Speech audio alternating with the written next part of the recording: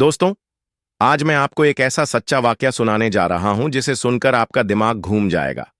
एक गांव में एक अमीर ने ऐसा फैसला किया कि सुनने वाले हैरान, परेशान और सन्न रह गए। 3 जवान बेटियां और शादी एक कुत्ते से। जी हां, यह कोई मजाक नहीं है, बल्कि एक ऐसी हकीकत पर आधारित वाकया है जो आपको हिलाकर रख देगा। आखिर ऐसा क्या हुआ कि एक पिता को अपनी बेटियों की शादी इंसान के बजाय एक जानवर से करनी पड़ी? क्या यह कोई पुरानी रस्म थी या फिर इसके पीछे छिपा है ऐसा खौफनाक राज जो सुनकर आपका दिल कांप उठेगा? यह कहानी आम नहीं है। यह कहानी ऐसी है जिसे सुनकर लोग कानों को हाथ लगाने पर मजबूर हो गए।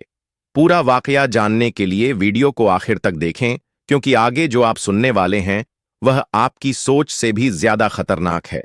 एक ऊंचे पहाड़ी इलाके के दामन में एक गरीब किसान और उसकी पत्नी रहते थे।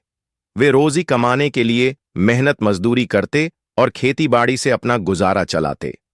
उनके पास खाने पीने को कम ही होता था, लेकिन वे अपनी जिंदगी सादगी और मेहनत से गुजार रहे थे।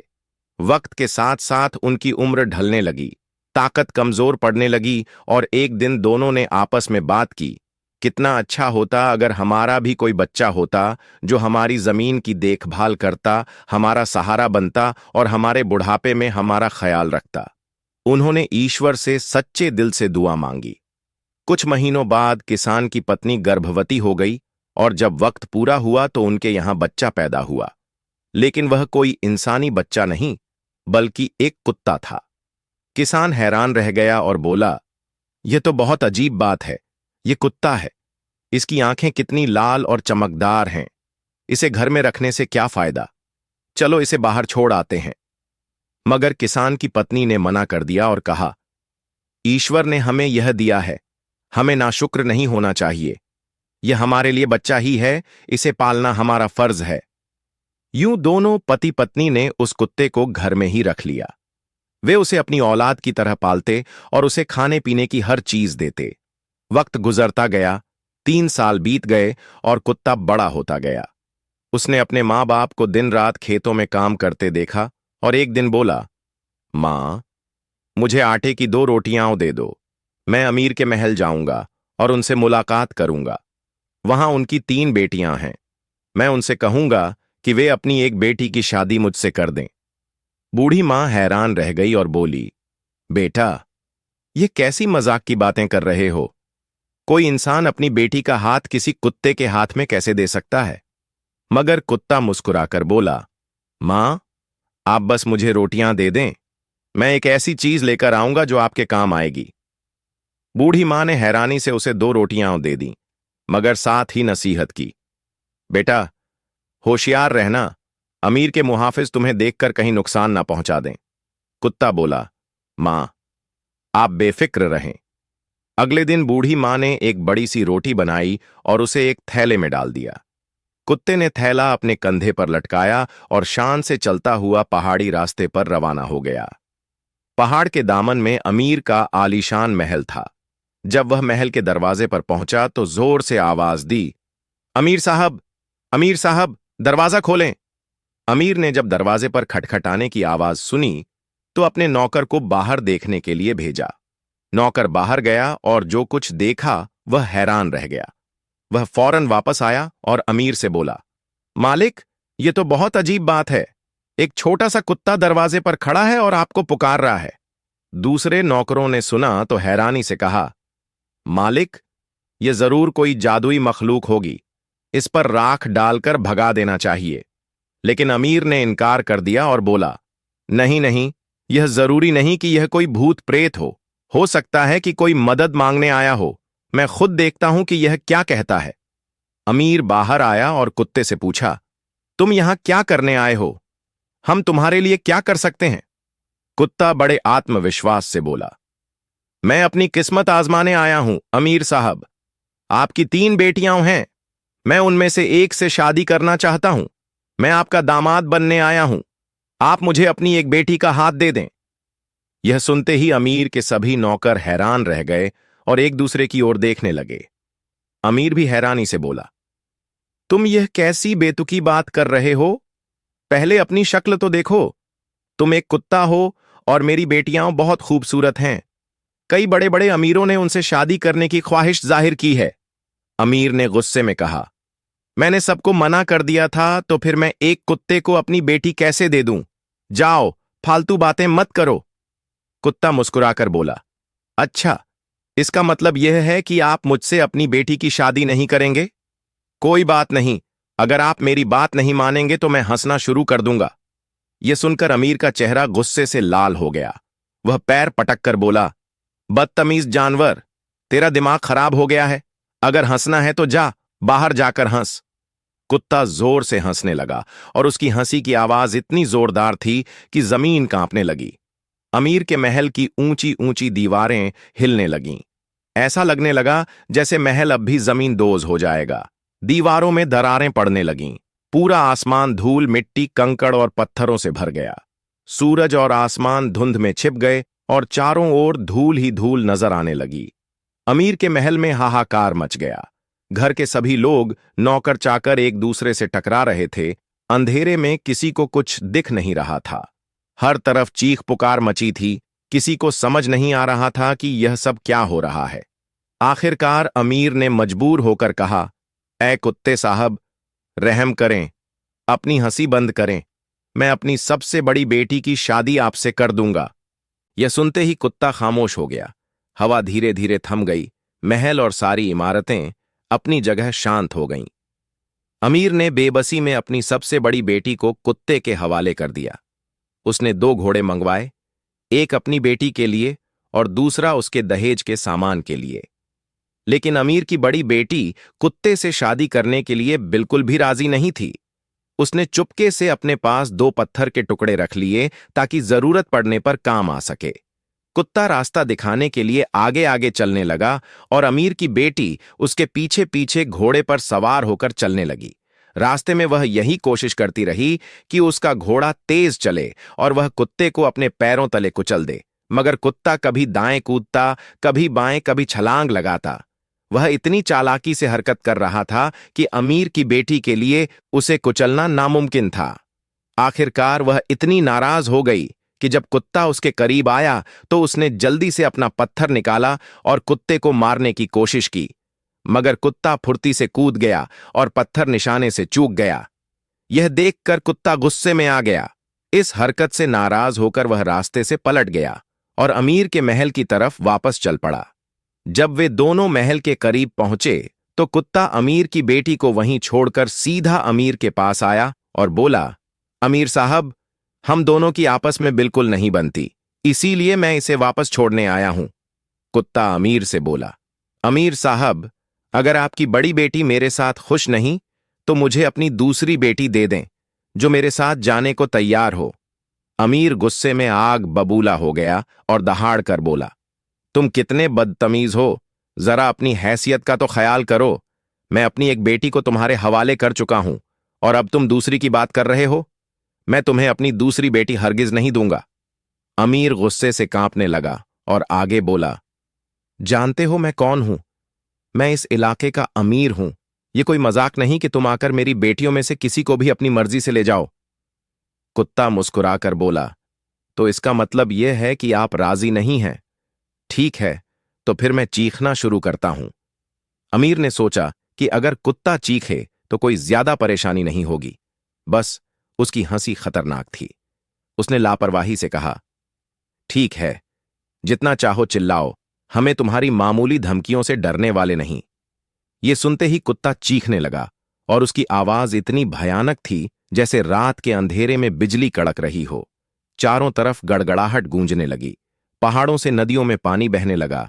कुछ ही समय में नदियों में तूफान आ गया। पानी की सतह ऊंची होने लगी और देखते ही देखते सारी जमीन पानी में डूबने लगी। पानी चढ़ता चढ़ता अमीर के महल तक पहुंच गया। अमीर के महल के दरवाजे हिलने लगे, महल के नीचे पानी भरने लगा और लोग डर से चीखने लगे। आखिरकार अमीर ने घबराकर चिल्लाया, ऐ कुत्ते साहब, रहम करें, अपनी चीख बंद करें, वरना हम सब मर जाएंगे। मैं अपनी दूसरी बेटी की शादी आपसे कर दूंगा। कुत्ते ने तुरंत चीखना बंद कर दिया और धीरे धीरे पानी नीचे उतरने लगा। अमीर ने अपने नौकरों को हुक्म दिया, जाओ, अस्तबल से 2 घोड़े निकालो, एक शहजादी के लिए और दूसरा उसके दहेज के सामान के लिए। इसके बाद अमीर ने अपनी दूसरी बेटी को इजाजत दी कि वह कुत्ते के साथ जा सके, लेकिन दूसरी बेटी भी इस शादी पर राजी नहीं थी। उसने घोड़े पर सवार होते समय चुपके से एक बड़ा पत्थर अपने पास छुपा लिया।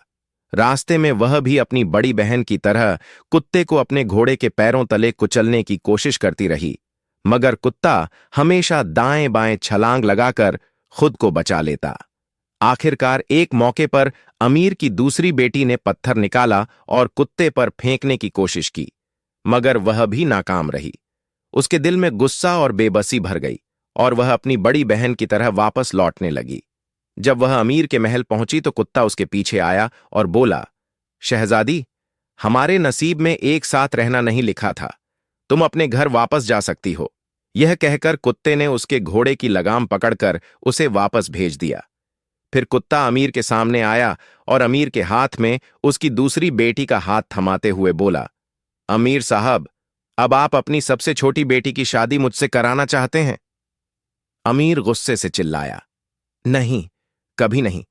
मैं कभी भी इस शादी के लिए राजी नहीं हो सकता। इस दुनिया में कोई भी लड़की एक कुत्ते से शादी के लिए राजी नहीं हो सकती। मैं तुम्हें आखिरी बार कह रहा हूं कि अब अपनी राह लो। कुत्ता मुस्कुराकर बोला, तो इसका मतलब यह है कि आप अपनी बेटी की शादी मुझसे नहीं करेंगे? ठीक है, तो फिर मैं फूंक मारना शुरू कर दूंगा। अमीर पहले ही कुत्ते की बातों से डर चुका था, मगर गुस्से में आकर बोला, जितना जोर से चाहो फूंको, आसमान तक फूंको। अगर मैं तुम्हारी मामूली धमकियों से डरने लगूं तो मेरी अमीरी 2 दिन की मेहमान रह जाएगी। यह सुनकर कुत्ता जोर से फूंक मारने लगा। जब उसने फूंक मारना शुरू किया तो जमीन कांपने लगी। अमीर के महल की दीवारें जोर जोर से हिलने लगीं। ऐसा लग रहा था जैसे महल अभी जमींदोज हो जाएगा। आखिरकार अमीर को खड़े होकर ऐलान करना पड़ा, ठीक है, मैं अपनी तीसरी बेटी का हाथ कुत्ते के हाथ में देता हूं। यह सुनते ही कुत्ता खामोश हो गया और सब कुछ दोबारा शांत हो गया।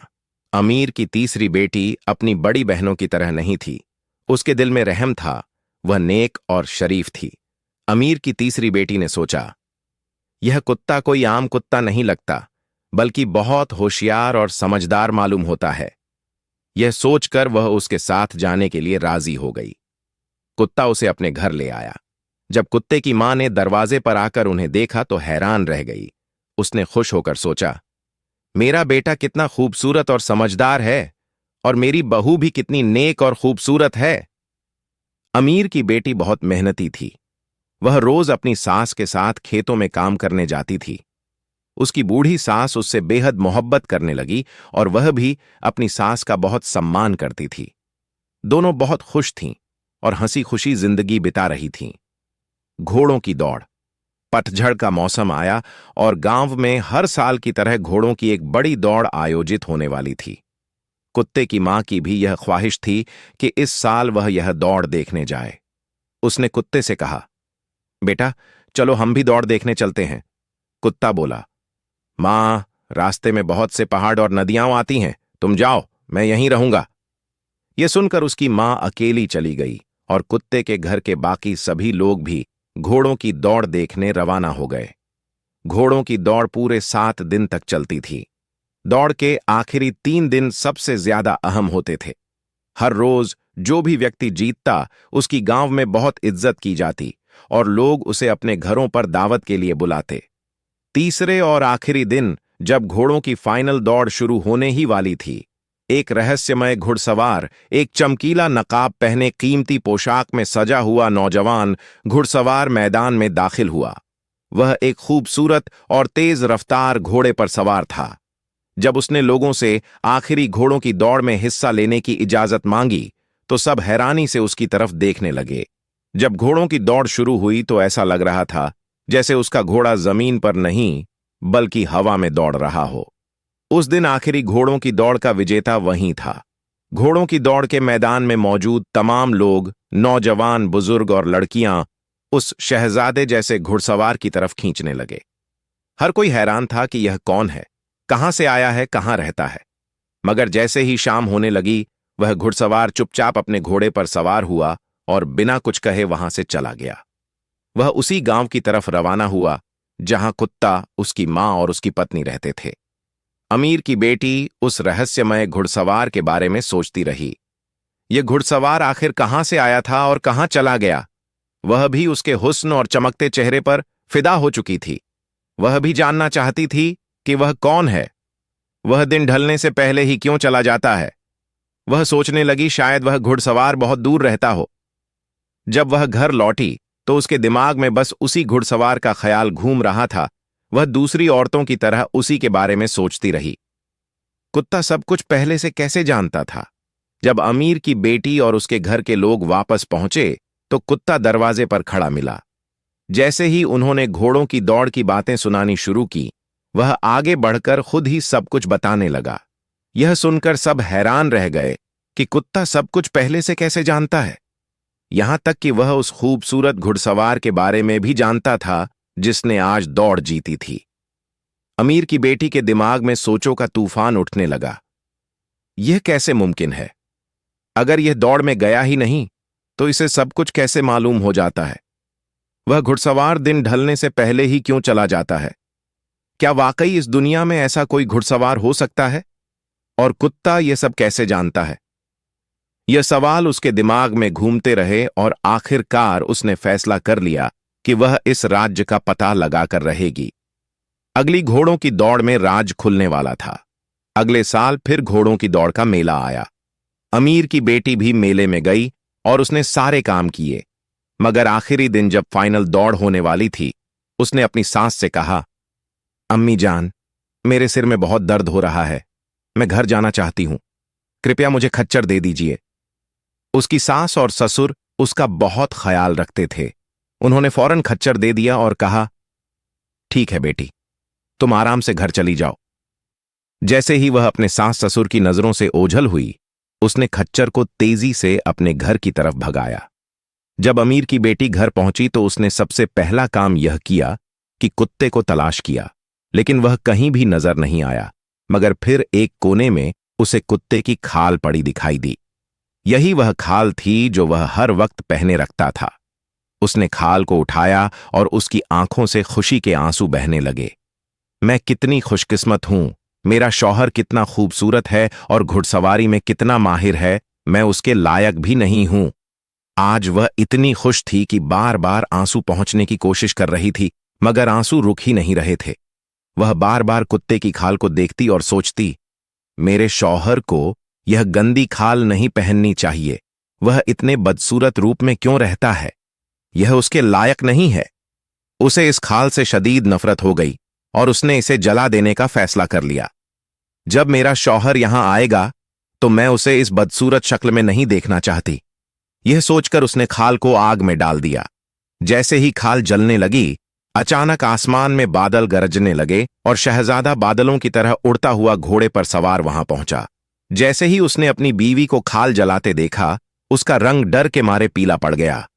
वे फौरन आग की तरफ लपका और खाल को बचाने की कोशिश की, मगर बहुत देर हो चुकी थी। एक गहरी आह भरते हुए वह जमीन पर गिरा और एक बड़े पत्थर के करीब जा बैठा। यह सब देखकर बहुत घबरा गई। वह फौरन उसके करीब गई और मदद के लिए गिड़गिड़ाते हुए बोली, तुम इतने अच्छे इंसान हो, घुड़सवारी में माहिर हो, फिर आखिर तुम कुत्ता क्यों बने रहना चाहते थे?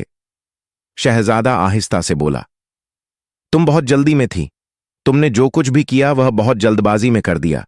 हमें अभी कुछ दिन और इंतजार करना था, मगर अब मैं जिंदा नहीं रह सकता और ना ही दुनिया के लोग खुश रह सकेंगे। ये सुनकर अमीर की बेटी जमीन पर बैठकर झारों कतार रोने लगी। उसने फौरन ईश्वर से सच्चे दिल से दुआ मांगी, हे ईश्वर, अगर मैंने कुछ गलत किया है तो मुझे माफ कर दे। मेरे शौहर को उसकी असली शक्ल में लौटा दे। कुछ देर बाद ईश्वर का करिश्मा हुआ। अचानक कुत्ता दोबारा एक खूबसूरत शहजादे में बदल गया। हकीकत सामने आ गई। उसी वक्त उसके माँ बाप भी वहां पहुंच गए। वे हैरान होकर बोले, तुम कौन हो और हमारी बहू के साथ क्यों हो? शहजादा मुस्कुराया और बोला, मां, मैं ही वह कुत्ता हूं, आपका बेटा।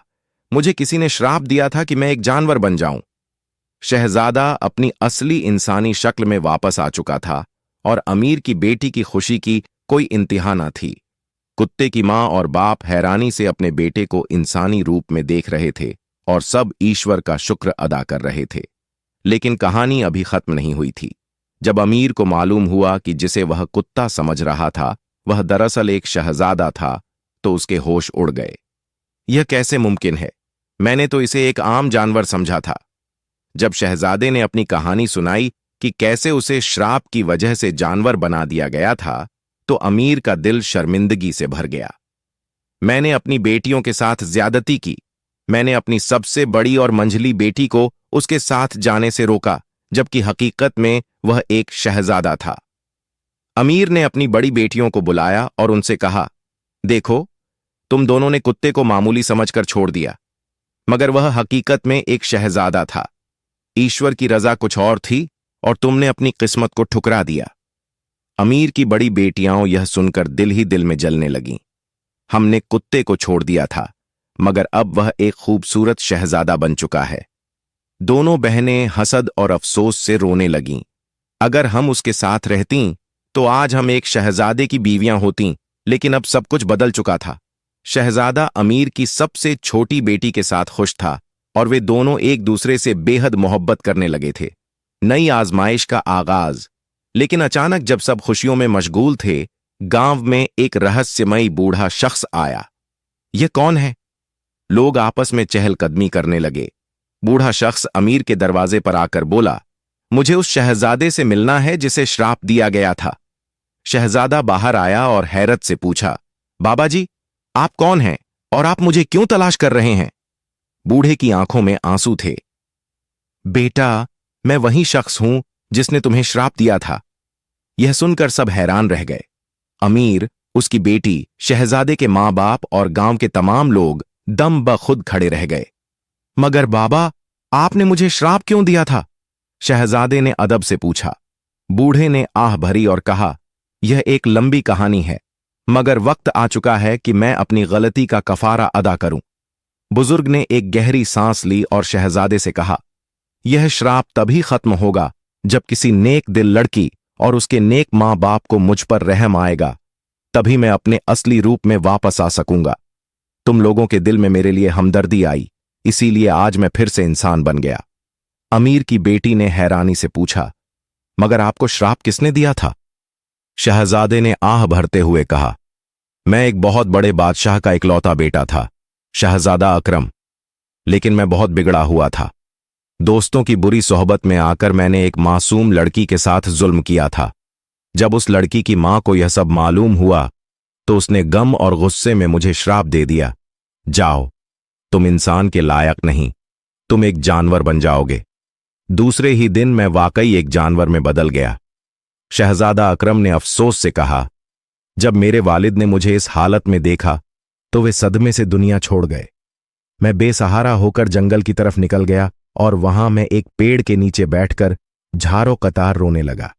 उसी वक्त मुझे एक ईश्वर वाले बुजुर्ग मिले जो मेरी हालत देखकर रुक गए।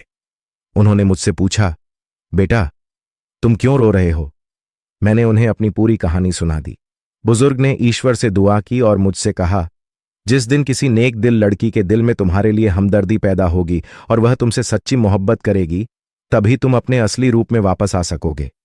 शहजादा अकरम ने अमीर की बेटी की तरफ देखा और बोला, तुमने मेरी हकीकत जाने बिना मुझसे हमदर्दी की, मेरे लिए आंसू बहाए और देखो, ईश्वर ने मुझे फिर से इंसान बना दिया।